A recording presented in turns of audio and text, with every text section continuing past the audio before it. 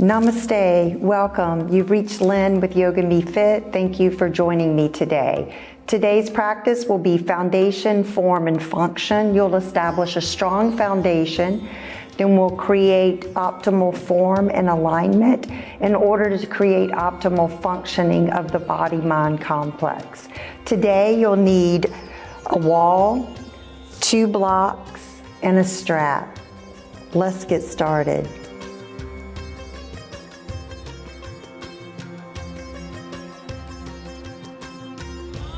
We will start in Tadasana on the wall. So if you will come to your wall and you're going to bring your feet parallel and bring your heels to the baseboard, your pelvis and sacrum to the wall, shoulder blades to the wall, and head to the wall. If this shape is feeling like it's pushing you forward, the wall is, just walk your feet forward just the least amount that it takes to feel like you're not being pushed off of the wall. If you can stand all the way to the wall and feel straight, then take that shape. So this is part of how we find ourselves in space, how we start to figure out when we're standing away from the wall, are we maintaining these alternating curves in the spine. So you want to feel this part, you're going to be more toward the base of the sacrum against the wall. Then you'll feel your shoulder blades, your upper thoracic spine, and the back of your head. So right about where your upper palate is where you want to press back. And that will help you maintain the cervical curve in the spine, which is what you want because computers, TVs, driving, bring everything forward. So we're working on opening through the chest so we can get the head back. Once you come to the wall, establish that grounding energy through the foundation of your feet.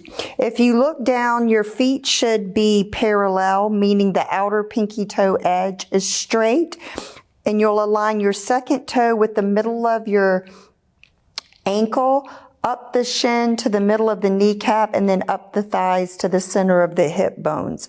Be conscious that you're not popping and hyperextending your knees back. So please keep a micro bend. Your calves should not be on the wall if your knees are in a spacious place in the joint. Maintaining that, find neutral pelvis. So you want to feel the pelvic bowl balanced, not tipping too far forward and not posteriorly tilting too far back where it's flattening your lumbar curve on the wall. So as you come into center, take a moment here to connect to your breath. Feel the energy of your breath starting to deeply move in and out.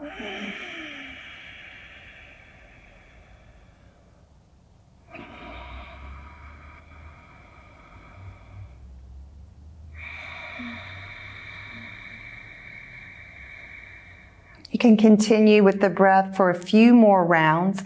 If you're having trouble holding your head back onto the wall because of tightness in your shoulder girdle and your neck, bring a little spacer here, whether it's like a little rolled up towel, a little soft ball, whatever you can bring between the wall and the back of your head so you feel like you can press into something.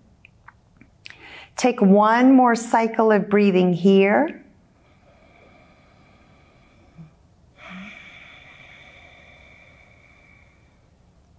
You're going to start with your right hand. You're going to stretch your arm forward and then plug the arm bone back so you feel the shoulder blade pull into the wall. You want to maintain that connection. Spin the thumb out and then slowly start to inhale, bringing the arm up, continuing to keep the shoulder blade on the wall, being mindful that you're not drawing your ribs forward.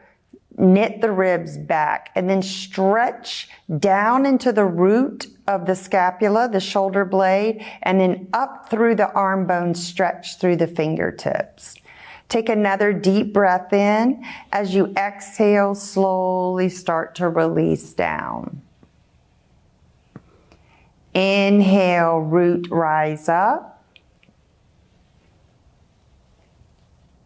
Exhale, release. And do one more. Inhale, keep your shoulder blade grounded into the wall. Don't let it lift towards your ear or wing off your back. You want to feel that connection and that stability at the root of the arm bone. And then take a moment to take a cleansing breath here. Inhale. Exhale. Then we'll move to the other side. Spin the palm out, thumb to the wall. Root the shoulder in toward the wall and then slowly begin to stretch up, lengthening through the arm.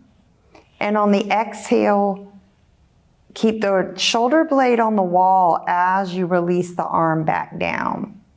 Your inhale takes you up, and your exhale brings you back down again. And then we'll do one more.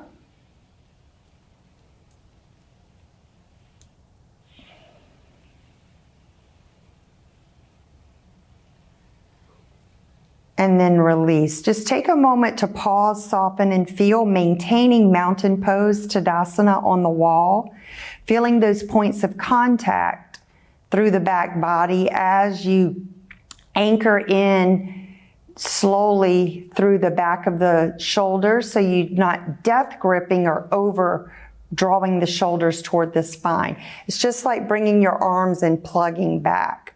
Now we'll continue working this posture so that when you get off the wall, you can continue to sustain that posture by the sensations that you're connecting to here on the wall. On the next round, we'll grab a block. You're going to bring your hands to the outer edges of your block, and please make sure you root through these 4 foundational points in the hand. Technically, the index knuckle tends to want to pull away from the block, so I want you to press into it. And what that does, that's going to give you stability from the index and thumb side all the way up through the medial side into the armpit. And through the pinky side of the hand, it'll give you stability through the outer joints all the way back into the outer shoulder. So we're going to come back into Tadasana onto the wall here.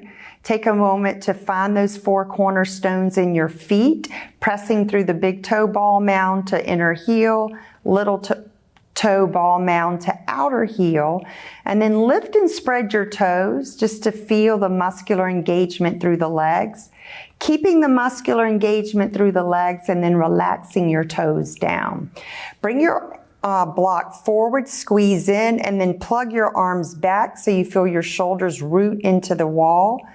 On your inhale, we bring the block up, keeping the spine from buckling or bowing.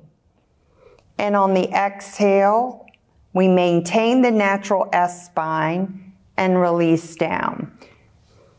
And that is this little space between the lumbar curve and the wall, and this space in the cervical curve in the wall. The head, the thoracic spine and shoulder blades, and the pelvis is pressing against the wall. Inhale, root to rise.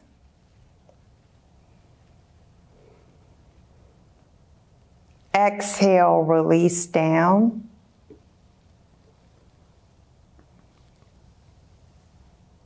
Inhale. Continue that muscular engagement through your arms and rooting deep into the back body. And exhale. And then slowly release the block. The next variation that we'll do is with a strap. So you want to grab a strap and you want to put a loop in it.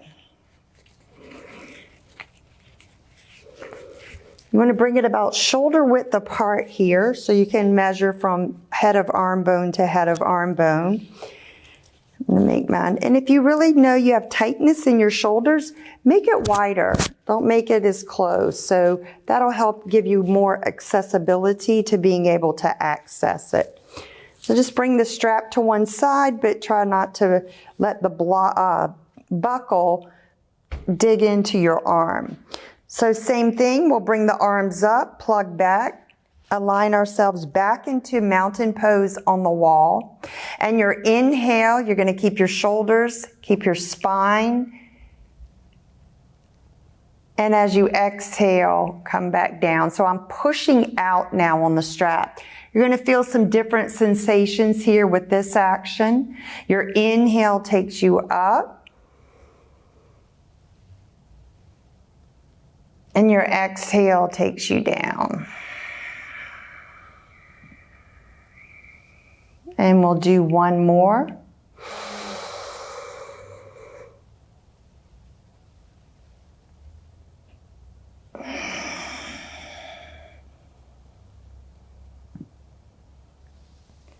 And then slowly release.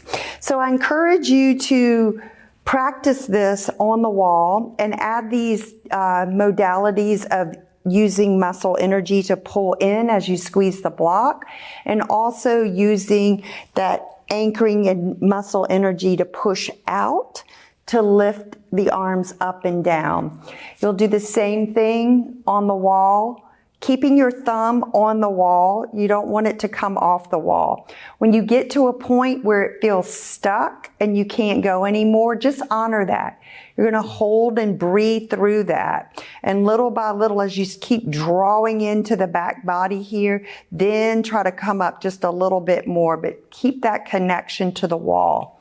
All right, moving on from here, we're going to use the block and establish Warrior One on the wall. So Warrior One is a really difficult posture to do freestanding in the room. So you'll come to your wall, you'll bring your right foot forward to the wall, and then we'll bring the block right between the shin and the wall.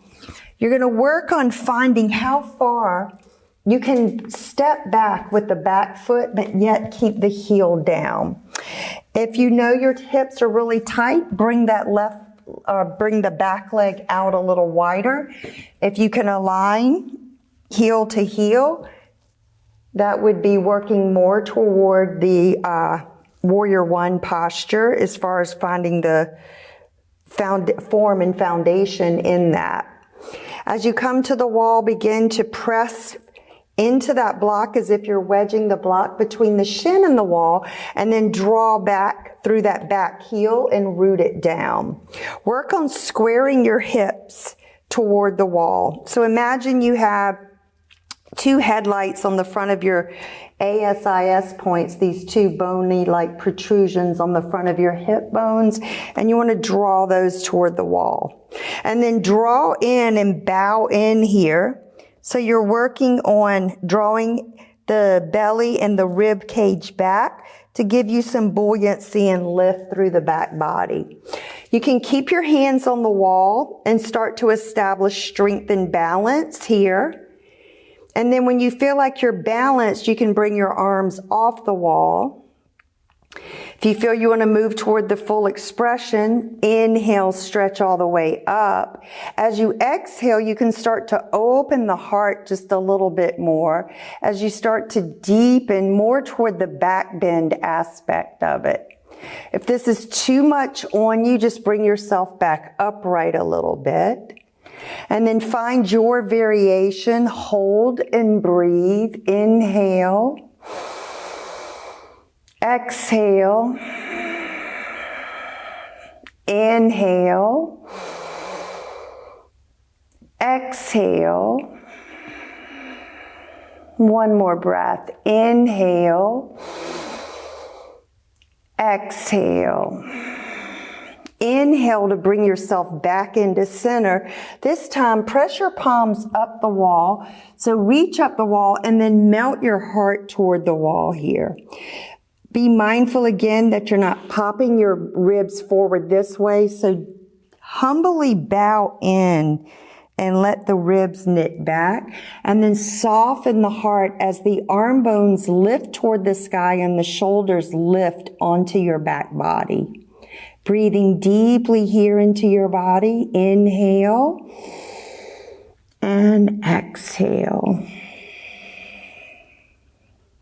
Inhale. Exhale. One more breath here.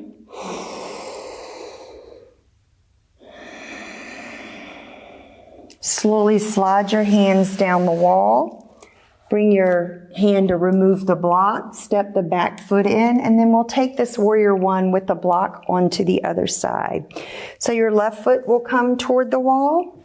You're going to bring the block right between the shin and the wall. And then you're going to step your right foot back and work on squaring the hips here as best that you can. Once you come into this, really work on getting the pelvic floor to lift and the pubic bone to lift toward the navel. So if we're more anteriorly tilt here, we're going to put too much compression, and that's going to be more injurious to your lower back. So take a moment to humbly bow in, knitting the ribs back, anchor strong through that back leg, keep this lift and buoyancy through your back body, and then slowly begin to bring yourself upright. You're working on stacking your ears and shoulders right over your hip bones. Once you find an established balance, you can bring your hands away from the wall. On your next inhale, stretch it up. As you exhale, you can start to open into a deeper back bend if you want a little more, or you can just stay upright. So I'm having to root really strong to lengthen the lower back and draw the buttock flesh down. Then I can lift my heart more toward the sky and keep opening through the front body. So I'm rooting and then I'm opening.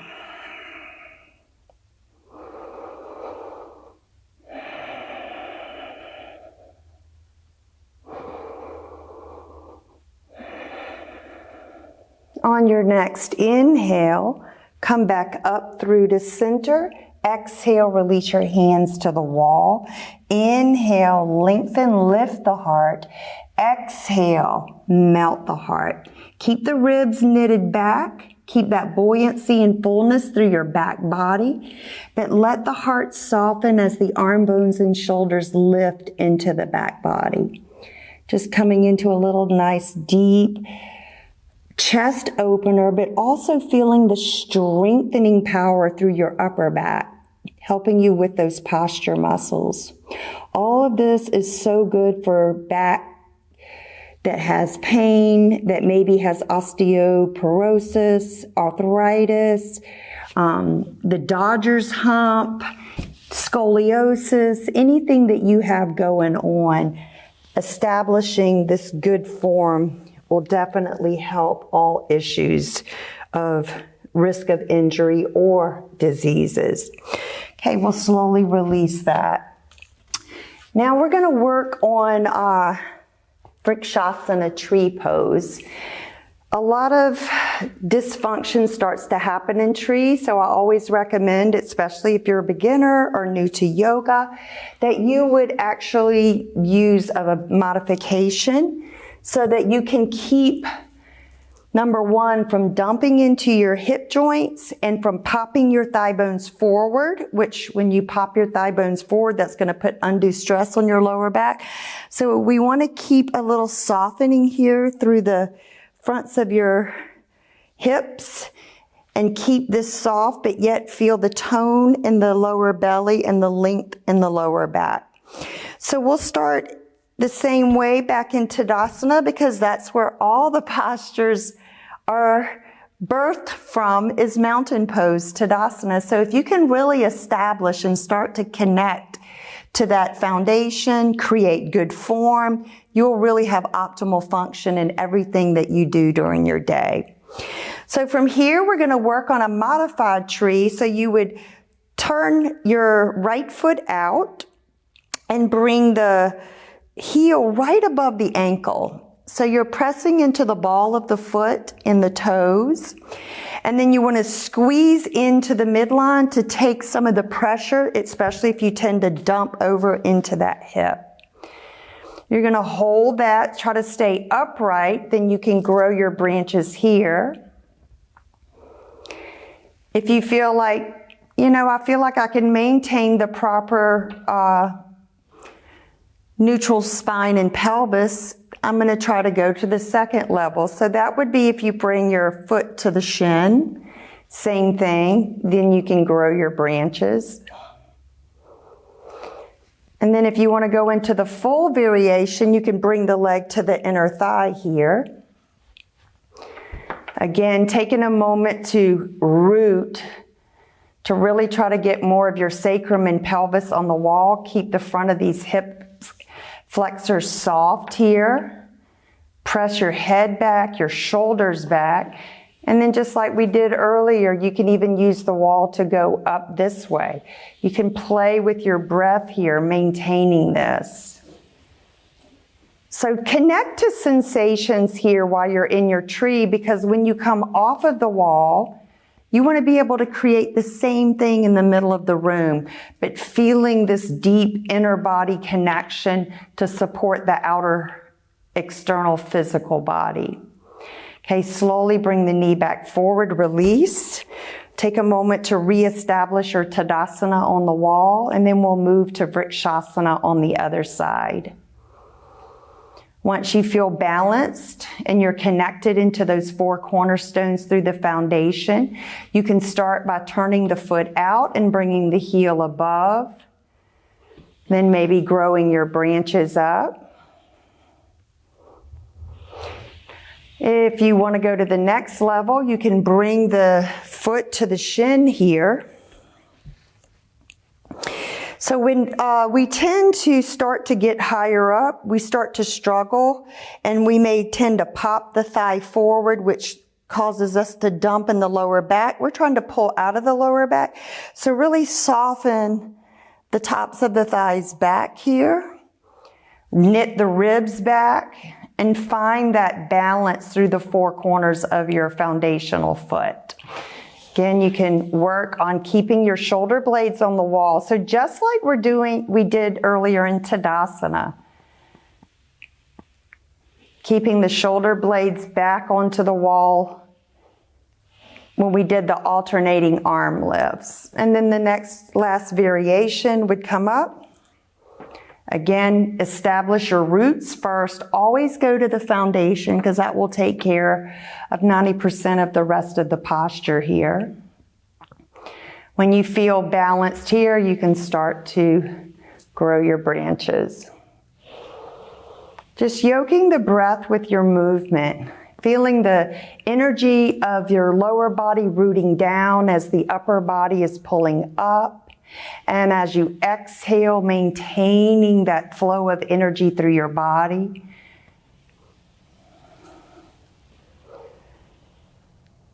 And then releasing back down again.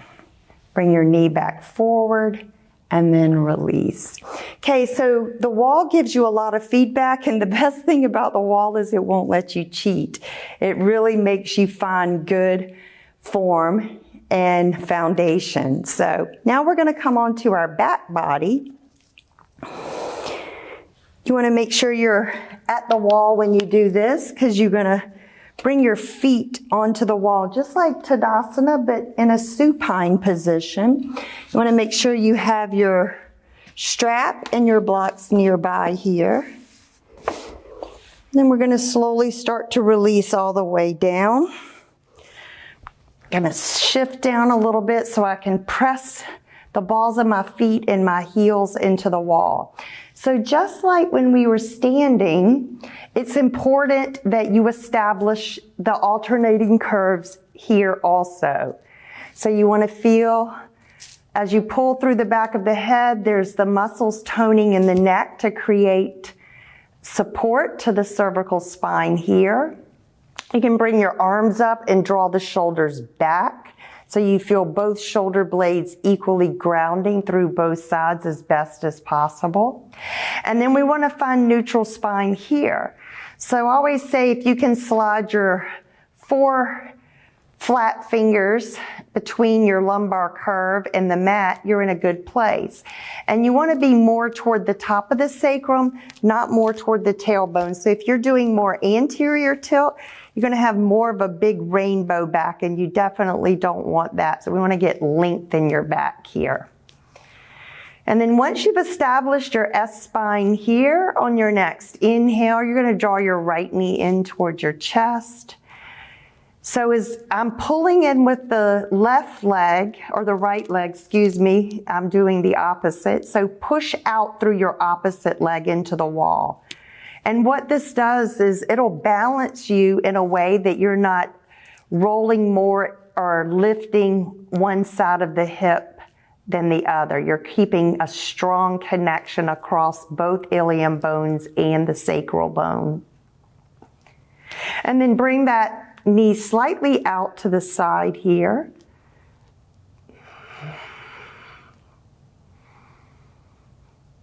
This leg is engaged, the extended leg. On your next inhale, bring it back into center. We're going to take your strap and we're going to bring it, I'm going to just pull my loop back tight. And then I'm going to hook the strap right at the balance point of my foot. And that is more in front of the heel, but at the bottom of the arch. Instead of toward the top of the arch or the ball of the foot, come down here. And then slowly start to extend out of the hip. And the strap draws down to root the femur bone deep into the hip socket there. Be also mindful you're not popping and hyperextending your knee. There's a little baby micro bend. You'll know if you're hyperextending the knee because you'll have, it'll feel tight and compressed. And you might even feel some bulbous protrusion through the back of the knee there. So put that little baby micro bend. Once you establish that rooting action, if you engage your muscles through the thighs, if you want more, you can use your hip flexor to draw the leg back to start to deepen in the hamstring. The strap is just to help create good structural integrity through the joint of the ball and socket into the hip joint. Keep breathing deeply into the body. And even though I'm bringing my leg more in, not by pulling on my straps because that's my anchor, I'm maintaining this S-spine, and that's what you want. So the tendency is a lot of times the back just flattens like this. So that doesn't feel so good, but if I put the alternating curves in it where the sacral bone is kyphotic or more convex, the lumbar is lordotic or more concave, the thoracic is more kyphotic, convex, and the cervical is lordotic, concave. So that is important to maintain. You're going to bring the strap into your right hand, stretch your opposite arm out, and then slowly start to open the thigh to the side. Now, if you're rolling off of the grounded side, you've gone too far. So you've got to keep that rooted. That does take some core stability. Push into the wall, anchor into that heel, out into the hip, the shoulder, and out through the arm. You can start to deepen, but if you find that you go lower, but you're coming off of this grounded side, don't go any lower, but just bring the leg closer toward that shoulder.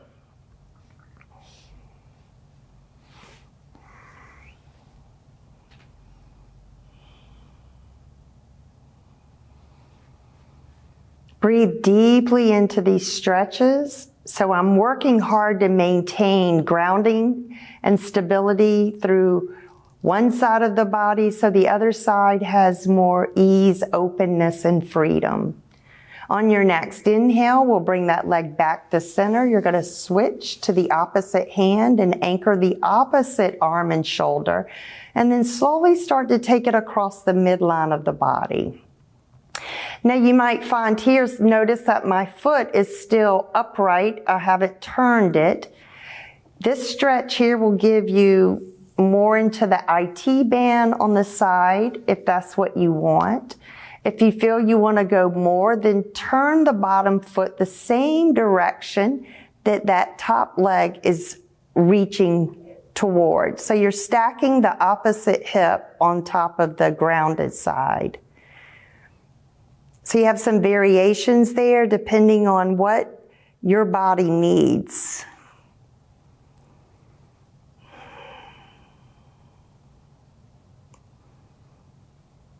On your next inhale, slowly come back to center. Bring that bottom leg to where your leg is in Tadasana, back up against the wall, pressing the ball of the foot. Then bend the knee, release your strap here, and take a moment just to gently draw that leg back in, and then release it out. Wow, that feels way like it won't hardly fit because it's a little bit longer. So I'm going to adjust a little bit, re-anchor in, press through the four cornerstones of my feet as if I'm standing through my feet in this supine and maintaining this S-spine. That's very important. On your next inhale, draw the opposite leg in. That should be now your left leg. And just take a moment to give the femur bone time to rest back into the socket. And then you can bring it just outside of the rib cage toward the armpit a little bit. You should feel more of a deep compression in your hip joint. And then we'll bring it back to center. You're going to take your strap, hook it right into the balance point of the foot, just above the heel and at the bottom of your arch. And then slowly stretch the leg up to your capacity.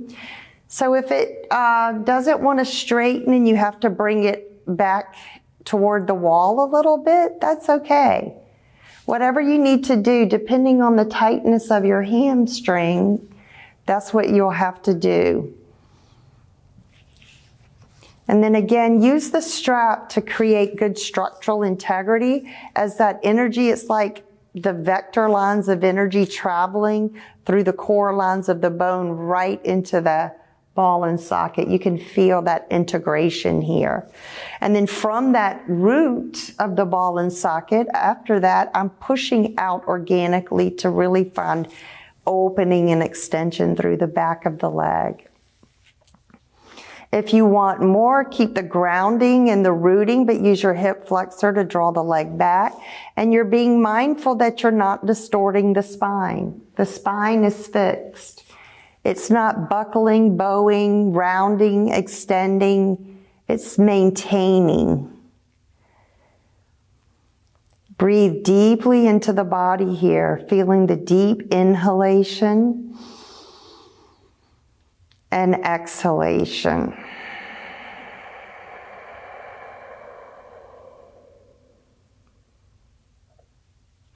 We'll take the strap into the hand, anchor your right hand out to the side, take a deep breath in, and as you exhale, slowly start to open that thigh without rolling off the right side of the body. So I'm pushing out and pulling down through that grounding side so I can have more expansion and freedom to open that inner groin and thigh.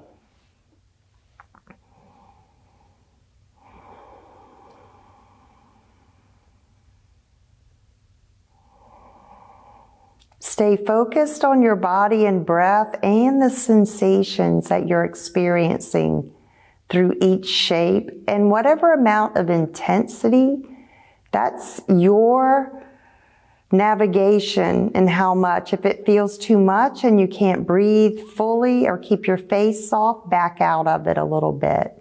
On your inhale, bring that leg back to center, switch the straps into the opposite hand, and then anchor that left arm down.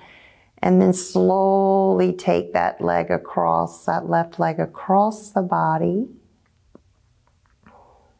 You can pause here. I still got my foot up against the wall. You may feel it more through the side here. If you want to change that, you can roll all the way into the hip, turning the foot that direction, and then bringing that left leg across as you stack the hips, going a little deeper into that. You may feel it up through your side body and into your back body. Keep extending through that bottom leg so it feels grounded and stable.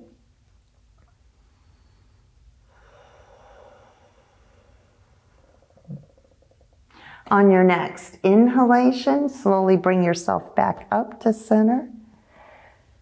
Bring that stabilizing leg so the toes are facing back. Bend the knee, release your strap. And then slowly stretch the leg back toward the wall, coming in to mountain pose in a supine position. So again, pull through the back of the head, feel the engagement of the muscles along the cervical curve. Keep your shoulders anchored and rooted, just like we practiced on the wall. And then stay grounded through your sacrum and pelvis to keep a little bit of space in the lumbar spine. Take a moment just to feel the extension. I feel more released and grounded after doing those deeper stretches. On your next inhale, bring your right knee in, catch the shin. Inhale, bring your left knee in, catch the shin. Hold and breathe.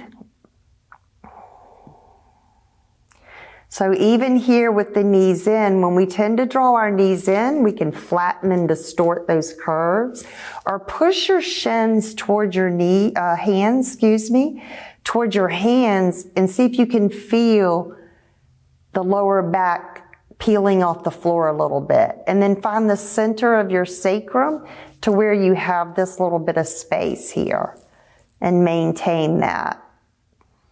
And then squeeze your feet and knees together, open your arms out wide, take a deep breath in.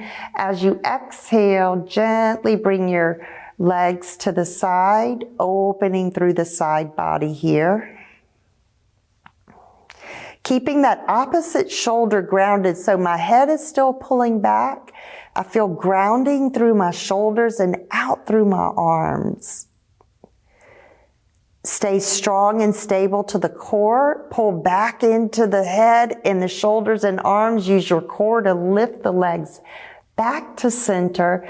And then exhale, slowly take it over to the other side. All of these postures that we've done today are excellent for your back, for your posture, for increasing strength, flexibility, and mobility, and even coordination in how you move. On your next inhale, come back through to center. Bring your feet to the mat, and this time open your thighs out. We tend to let our pelvis kind of anteriorly tilt more, which lifts the lower back more. So I want you to zip your zipper here and get more of your sacrum. If you're feeling too much pull in your inner groin and thigh, just bring those blocks just under your knees a little bit here. Let your arms open up. Let your face soften and relax. And just take a moment to enjoy this opening of the heart space, opening of the pelvis and the sacral space.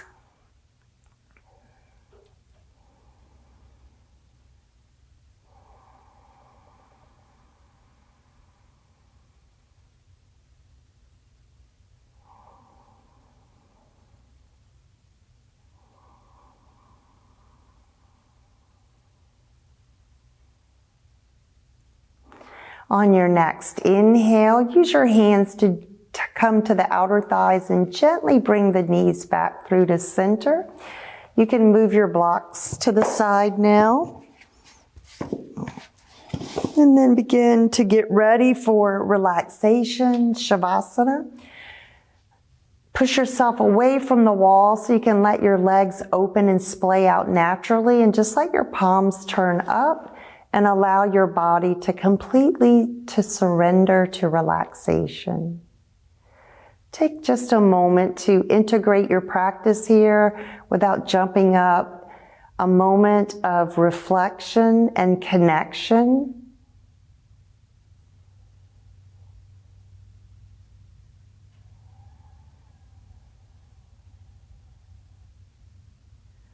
connecting to any new sensations that you may feel or have discovered in this practice.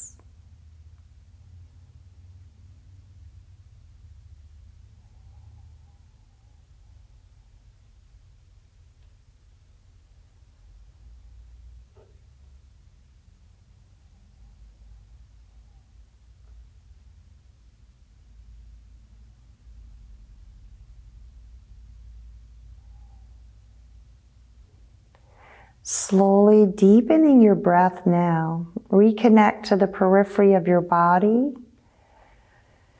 Slowly begin to bend your knees in and gently roll over to one side, coming into a fetal posture.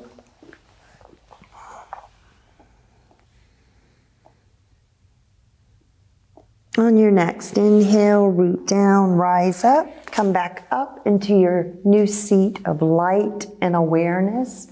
As you come into your seated posture here, take a moment to find the sits bones and also find that S-spine. So you're feeling the natural flow of the curves through your back, but you also feel a sense of strength and stability through your core that's lifting you from the inside out.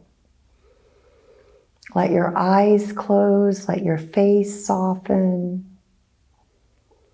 Offering gratitude for showing up for yourself today, for taking the time to nurture and educate yourself about foundation, form, and function, and how it is so beneficial to move.